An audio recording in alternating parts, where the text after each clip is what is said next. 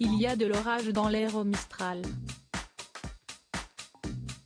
En privilégiant leur guerre plutôt que de se porter sur leur propre mariage, Beau et Samia provoquent le chaos au sein de leur entourage dans Plus belle la vie. Barbara, pour sa part, cherche à confondre César, qu'elle accuse de trahison.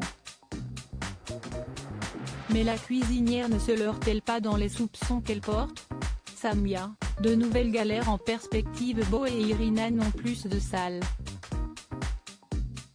Dans un échange d'amabilité, l'adjointe au maire a eu le dernier mot en s'accaparant la grange réservée par le lieutenant pour ses célébrations du 31 décembre. Le père de Lucie est décidé à se venger et envoie une inspection à la gérante du domaine afin que celle-ci soit contrainte de fermer les lieux pour empêcher Samia de se marier. Cette bataille personnelle finit par irriter Irina qui claque tout bonnement la porte en lui annonçant qu'elle rompt. Involontairement, Beau se venge lors d'un verre avec Léa en disant que le témoin de son ex-femme est un fait d'Allah.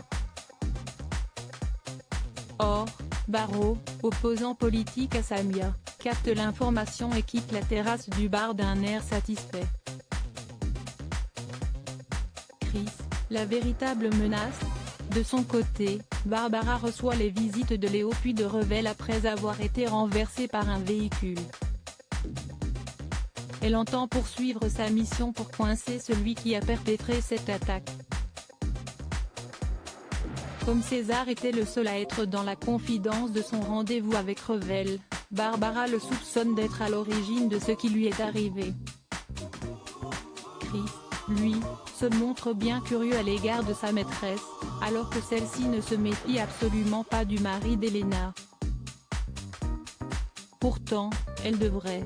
Le feuilleton a commencé de manière très faiblarde sa semaine en réunissant 2,87 millions de téléspectateurs et 10,7% de l'ensemble du public, en retrait de 0,4 points en comparaison du lundi 21 septembre.